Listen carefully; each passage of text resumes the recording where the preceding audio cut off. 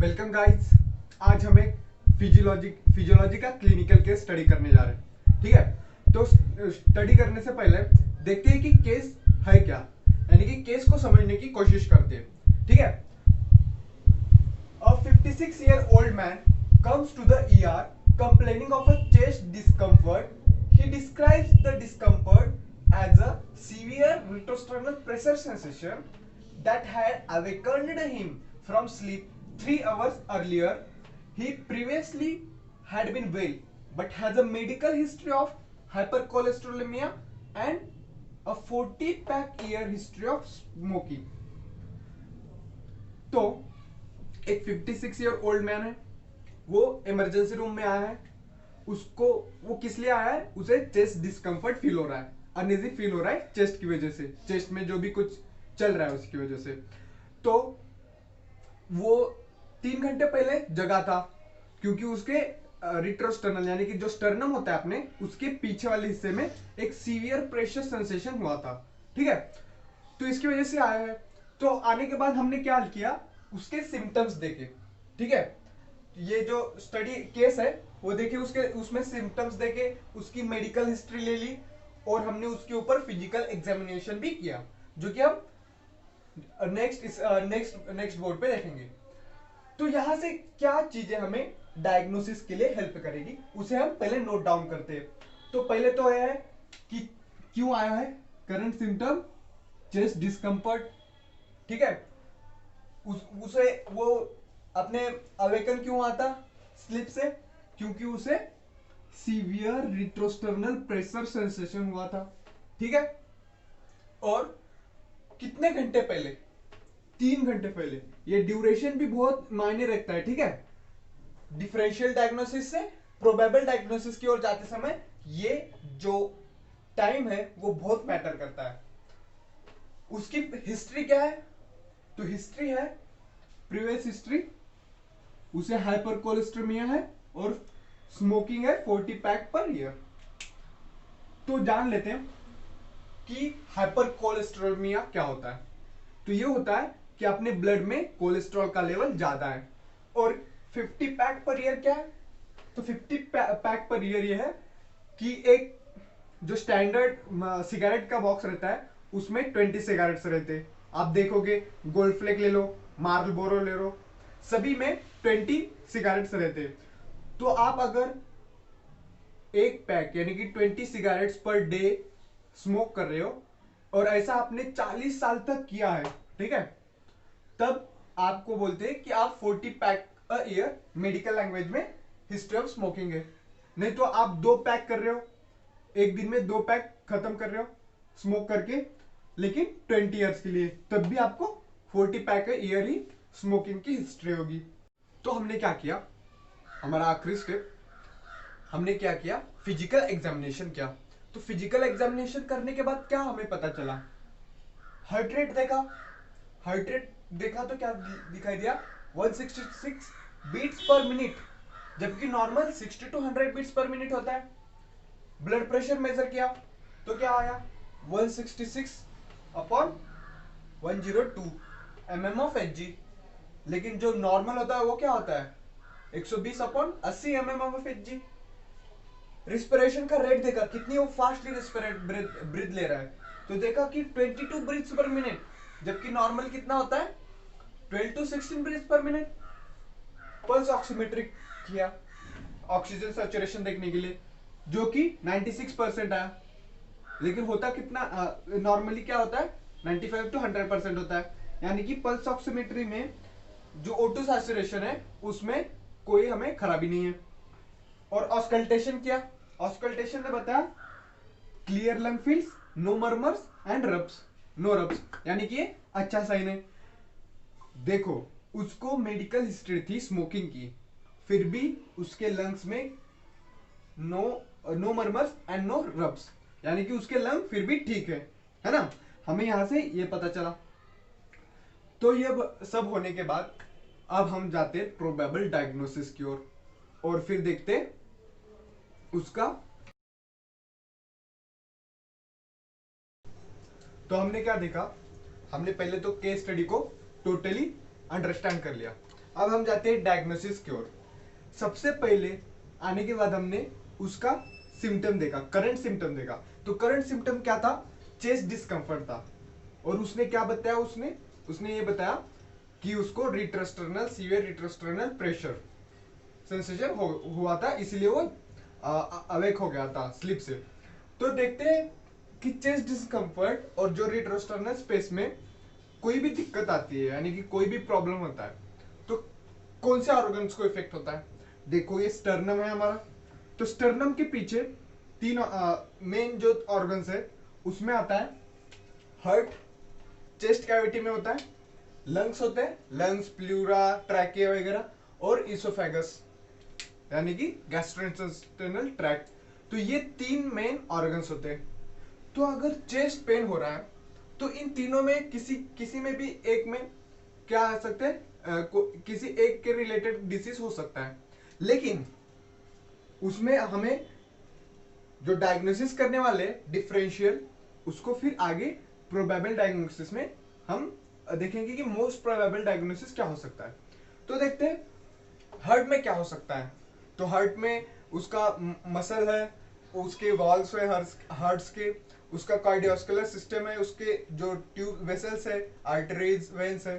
तो हार्ट में हो सकता है, क्या हो सकता है? देखो डिस्कम्फर्ट कब हो सकता है? तो पेरिकार्डाइटिस, यानी कि जो पेरिकार्डियम रहता है हार्ट का, उसका इन्फ्लेमेशन हो सकता है।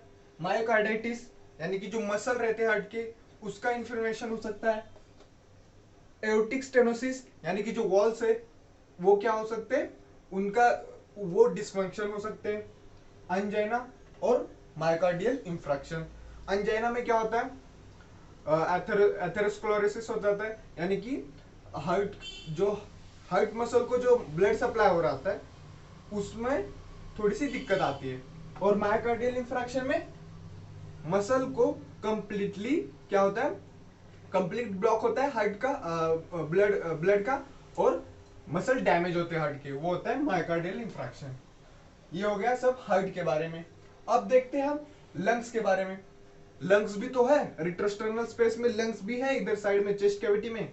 तो लंग्स के बारे में अगर कुछ हम जानेंगे कि क्या हो सकता है जब हमें चेस्ट डिस्कम्फर्ट हो रहा है, तो प्लूराइटिस हो सकता है या न्यूमोथोरैक्स हो सकता है ना? यानी कि जो लंग्स को टिश्यू और ओवरलैप करता है, यानी कि सब ओर से सराउंड करता है, वो होता है हमारा प्लूरा या और दूसरा केस है तो उसका अगर इन्फ्लेमेशन है तो प्लूराइटिस।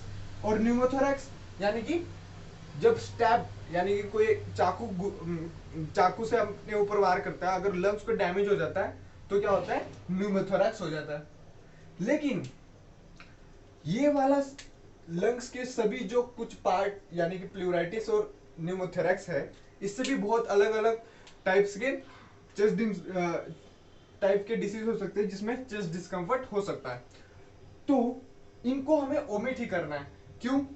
क्योंकि हमने एग्जामिनेशन किया तब लंग्स में no murmurs and no rubs, तो लंग्स एब्सोल्युटली हमारे फाइन है। ठीक है, तो अब जाते हैं हम इसोफेगस की ओर। इसोफेगस जो अपना गैस्ट्रोइंटेस्टाइनल ट्रैक्ट है, माउथ को स्टमक से जोड़ता है। तो वहां पे क्या दिक्कत हो सकती है? गर्ड, यानी कि गैस्ट्रोइसोफेगियल रिफ्लक्स डिसीज, यानी कि जो यहाँ पे यानी कि स्टमक और इसोफेगस का जहाँ पे जंक्शन होता है, वहां पे रिफ्लक्स, यानी कि वापस आता है फूड, तो वो डिसीज हो सकता है कंस्ट्रक्शन की वजह से, लीजन्स की वजह से, या इसोफेगाइटिस, यानी कि इसोफेगस का इन्फ्लेमेशन हो सकता है, जिसकी वजह से हमें चेस्ट डिस्कम्फर्ट फील हो सकता है। लेकिन इसके बारे में हमारे यहाँ पे कुछ भी बताया नहीं गया। ना पेशेंट को, हमारे ओल्ड मैन को हमारे ना नौसिया है, ना ओमिटिंग वाली कुछ फीलिंग आई थी। ठीक है, तो उसने वो कुछ भी अपने हिस्ट्री में या कुछ भी वो करंट सिम्टम में उसने नहीं बताया, तो हम इसे भी क्या करते हैं, ओमिट कर देते हैं। ठीक है, अब हमारे पास बचा है सिर्फ हार्ट। ठीक है, यानी कि हार्ट के साथ उसका कार्डियोवास्कुलर सिस्टम भी आ गया। अब देखते हैं एरिथ्रोस्टेनोसिस, मायोकार्डाइटिस, पेरिकार्डाइटिस, एंजाइना और मायोकार्डियल इंफ्रैक्शन।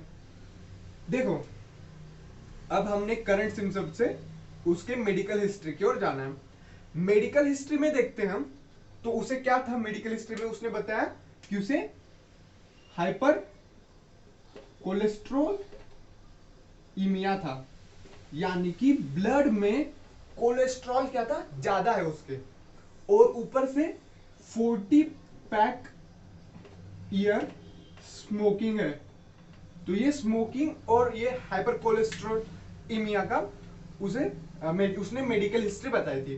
तो देखो ये दोनों केस जो है ना, ये दोनों जो हिस्ट्री है वो हमें कोरोनरी एथेरोस्क्लेरोसिस की ओर जो यानी कि उस ओर हमें डायरेक्ट करते हैं, यानी कि ये रिस्क फैक्टर्स है। रिस्क फैक्टर्स किसके, कोरोनरी एथेरोस्क्लेरोसिस के। कोलेस्ट्रॉल तो पहले ही ज्यादा है अपने उसके बॉडी में, ओल्ड मैन के बॉडी में, ऊपर से उसने स्मोकिंग भी किया, और स्मोकिंग इज डायरेक्टली क्या, हार्ट डिसीज, यानी कि जो अंजाइना है या कोरोना जो एथेरोस्क्लेरोसिस है, इंक्रीज करने में कोलेस्ट्रॉल, वो इंक्रीज करने में मदद करता है। क्यों, क्योंकि इसमें एक जो सिगरेट्स में क्या होता है, एक्रोलिन होता है, जो कि HDL हाई डेंसिटी लिपोप्रोटीन, उसकी जो मात्रा है ना हमारे ब्लड में, उसको कम कर देता है। तो क्या होता है, कोलेस्ट्रॉल है ना सराउंडिंग से लीवर की ओर नहीं जाता हमारे, तो उसकी वजह से ज्यादा कोलेस्ट्रॉल ब्लड में ही रहता है, तो HDL कम हो जाता है, तो कोलेस्ट्रॉल बढ़ गया। तो ये दोनों क्या बता रहे, ये रिस्क फैक्टर्स है किसके, कोरोनरी एथेरोस्क्लेरोसिस के। तो अभी पता चला कि कोरोनरी एथेरोस्क्लेरोसिस है, तो इसमें हो सकता है ये सभी क्या हो गए, ओमिट हो गए, है ना, तो इसको निकाल दो। अभी बचा अंजाइना और मायोकार्डियल इंफ्रैक्शन। देखो अंजाइना का जो चेस्ट पेन रहता है ना, वो कुछ समय के लिए रहता है, मैक्सिमम 10 मिनट्स 12 मिनट्स तक रहता है, लेकिन मायोकार्डियल इंफ्रैक्शन का जो पेन रहता है वो ज्यादा देर तक रहता है ना। और ऊपर से मायोकार्डियल इंफ्रैक्शन में मायोकार्डियल इस्चेमिया होता है, यानी कि जो हार्ट को ब्लड होता है, ब्लड कम कम प्रोवाइड होता है। तो इसके अगेंस्ट में हमारी बॉडी क्या करती है, हमारे सिंपैथेटिक जो एक्टिविटीज है उसको बढ़ाती है, और सिंपैथेटिक एक्टिविटीज बढ़ाना है, बड़ी है, ये हमें कैसे दिखाई देगा। तो हमने जो फिजिकल एग्जामिनेशन किया, तो उसमें देखा हमने heart beat 166 beats per minute, अपना ब्लड प्रेशर भी 120-80 के लेवल से बहुत ज्यादा था, और ब्रीथ जो हम उसका रिस्पिरेशन रेट था वो भी 22 था, जो कि नॉर्मल 12 to 16 होता है कुछ, और ऊपर से उसे परस्पिरेशन भी बहुत ज्यादा था, यानी कि बहुत स्वेटिंग हो रही थी। ये सभी क्या है, सिंपैथेटिक एक्टिवेशन है, जो कि मायोकार्डियल इंफ्रैक्शन में हमें दिखाई देते हैं, जब यानी कि मायोकार्डियल इस्चेमिया में, जब ब्लड हार्ट मसल को प्रोवाइड नहीं हो रहा है, ठीक है। तो ये हो गया कि ये सब क्या कर रहे हैं, अंजाइना और मायोकार्डियल इंफ्रैक्शन में हमने डिफरेंशिएट किया कि उसे मोस्ट प्रोबेबली क्या हो सकता है, अंजाइना हो सकता है या मायोकार्डियल इंफ्रैक्शन। तो हमने देखा कि myocardial infraction is most probable है, जो इसमें इस क्लिनिकल केस में अगर हमने ECG लिया होता, तो ECG लेने के बाद हमें क्या दिखाई देता, जो ST एलिवेशन दिखाई देता। आपको पता है मायोकार्डियल इंफ्रैक्शन में जो ST हमें क्या दिखाई देता है, ECG में ST एलिवेशन दिखाई देता है। तो ये कौन सा केस होगा, तो ये केस है एक्यूट मायोकार्डियल इंफ्रैक्शन का, है ना।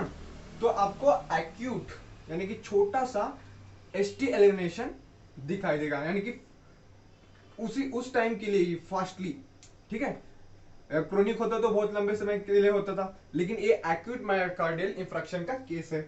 तो हमने देख लिया कि अलग अलग डिफरेंशियल डायग्नोसिस थे हमारे, लंग्स के, इसोफेगस के, हार्ट के, लेकिन उसमें से हमने जो मेडिकल हिस्ट्री थी और फिजिकल एग्जामिनेशन हमने किया था, उससे हमें पता चला कि भाई इसका कौन सा केस है, मायोकार्डियल एक्यूट मायोकार्डियल इंफ्रैक्शन का। तो हमारा डायग्नोसिस यहाँ पे खत्म होता है। और हमने अप्रोच कैसे किया ये भी देख लिया। कैसे? पहले देखा मेडिकल हिस्ट्री और उसका फिजिकल एग्जामिनेशन, और सबसे पहले देखा था करंट सिम्टम। अब इसके बाद हम देखते हैं कि जो मायोकार्डियल इंफ्रैक्शन है उस पर थेरेपी कैसे दी जाती है। ठीक है,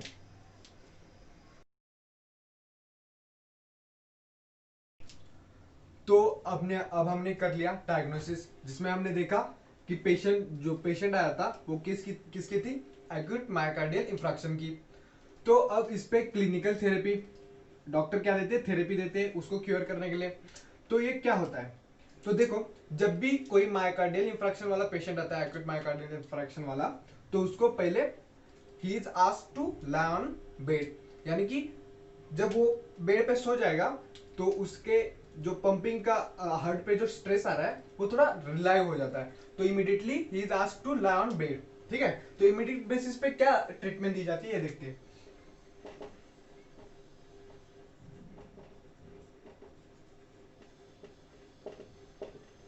ठीक है, पहला तो वो उसे रेस्ट करने के लिए कहते, फिर उसे ऑक्सीजन सप्लीमेंट देते हैं अगर उसके ब्लड स्ट्रीम में ऑक्सीजन की कमी है। तो हमारे इसमें जो इंसान आया था वो देखो फास्टली इंस्पायर, उसका respiration rate 22 beats per minute था, तो ज्यादा था, तो उसको ऑक्सीजन सप्लीमेंट O2 सप्लीमेंट दिया जाता है।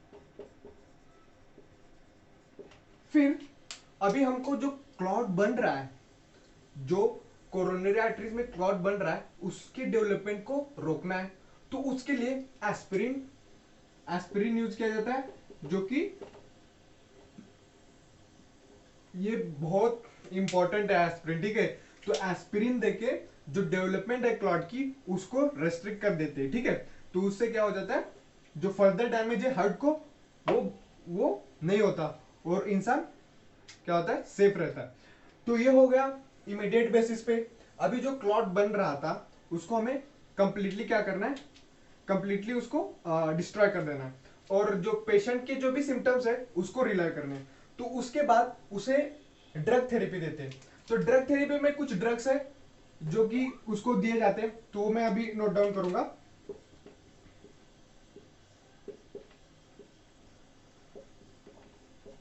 तो पहला तो है बीटा ब्लॉकर्स। इसमें भी दो टाइप के होते हैं, बीटा 1 ब्लॉकर्स और बीटा 2 ब्लॉकर्स। जो बीटा 1 ब्लॉकर्स होते हैं वो हार्ट के लिए होते हैं, और बीटा 2 ब्लॉकर्स ये लंग्स के लिए होते हैं। तो स्पेसिफिकली अगर बीटा ब्लॉकर्स को देखना चाहेंगे तो बीटा 1 ब्लॉकर्स का इस्तेमाल हार्ट यानी कि ड्रग थेरेपी में करते हैं, जब कोई इंसान यानी कि जब थेरेपी दी जाती है मायोकार्डियल इंफ्रैक्शन में तो बीटा ब्लॉकर्स यूज करते हैं। तो इसका इस्तेमाल क्यों करते हैं, तो इसका इस्तेमाल इसलिए करते हैं क्योंकि ये ना हार्ट रेट को कम कर देता है, यानी कि हार्ट रेट कम हो गया तो मस्कुलर जो एनर्जी वेस्ट हो रही है, यानी कि जो एनर्जी लग रही है हार्ट को, तो वो मस्कुलर एनर्जी कम हो जाएगी। और उसके साथ ये जो स्ट्रेंथ होता है ना हार्ट बीट का, जो स्ट्रेंथ कॉन्स्ट्रिक्शन का, वो भी कम कर देता है। तो इसलिए ये बीटा ब्लॉकर्स बहुत इंपॉर्टेंट होते हैं। इसके बाद दिया जाता है वैसोडायलेटर्स। ठीक है, तो कोरोनरी जो आर्टरीज है वो जो कोलेस्ट्रॉल डिपॉजिट होता है, एथेरोस्क्लेरोसिस होता है, तो उसको रिलाइव करने के लिए जो उसका ल्यूमेन यानी कि जो कैविटी होती है वेसल की, तो वेसल का जो डायमीटर होता है उसको बढ़ा दिया जाता है क्योंकि ब्लड अच्छे से फ्लो हो उसके थ्रू, और मसल्स को अच्छे से ऑक्सीजन प्रोवाइड हो और मसल डैमेज ना हो, तो वैसोडायलेटर्स दिए जाते हैं।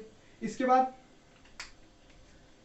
हमने देखा एस्पिरिन, जो कि क्लॉट को रोकता है, यानी कि क्लॉट को फर्दर डेवलपमेंट से रोकता है। उसके साथ एंटीकोगुलेंट्स भी दिए जाते हैं, जैसे हेपेरिन हो, वारफेरिन हो। ठीक है,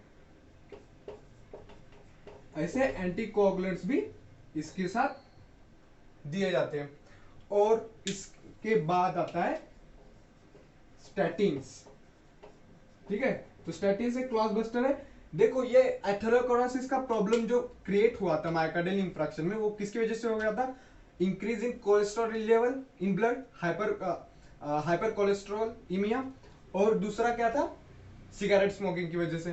तो ये दो दो कॉजेस थे इंक्रीजिंग कोलेस्ट्रॉल। तो स्टैटिन्स देखिए कोलेस्ट्रॉल की लेवल बॉडी में कम की जाती है। तो ये हो गए ड्रग थेरेपी। तो लाइफ लॉन्ग टाइम के लिए उसे ड्रग थेरेपी पे रखा जाता है। अभी देखो इसके अलावा जब कभी कोलेस्ट्रॉल यानी कि जब भी कोई प्लेक जब जमा होता है जो वेसल्स में, कोरोनरी वेसल्स में, तो उसको रिलाइव करने के लिए स्टेंट का इस्तेमाल किया जाता है, जो कि अभी मॉडर्न टेक्नोलॉजी है। तो स्टेंट में क्या करते हैं, एक यानी कि मेडिकल वो क्या रहता है, वो टोटली उसे डिसइंफेक्टेंट रहता है। तो वैसे वाला एक मेडिकल, मानो मेडिकल एक ऐसे ट्यूब होती है जिसे हम स्टेंट बोलते हैं, तो उसको इंसर्ट करते हैं अपने वेसल्स में, और वेसल्स में इंसर्ट करके उसका जो पाथ है ब्लड का उसे रिलाइव कर देते हैं। नहीं तो इसके बाद ये तो हो गया बलून एंजियोप्लास्टी भी की जाती है, जिसमें एक छोटा सा यानी कि छोटा सा पिन इंसर्ट करते हैं, उसके साथ एक बलून रहता है वो, जो कि पहले यानी कि पहले फूला नहीं होता, फिर वहां जाने के बाद उसको फुला देते हैं। और जो प्लेक है यानी कि जो भी कोलेस्ट्रॉल है या जो बैड कोलेस्ट्रॉल होता है, तो उसको अगर इतना बड़ा है तो बलून जाने के बाद वो इन्फ्लेट जब फूल जाता है तो उसे उसके वॉल में क्या करता है, कॉन्स्ट्रिक्ट करता रहता है, और ऊपर से उसका पार्ट बड़ा रहता है। तो ये होता है therapy in case of myocardial infraction. और इसी के साथ ये क्लिनिकल स्टडी खत्म होती है। Thank you.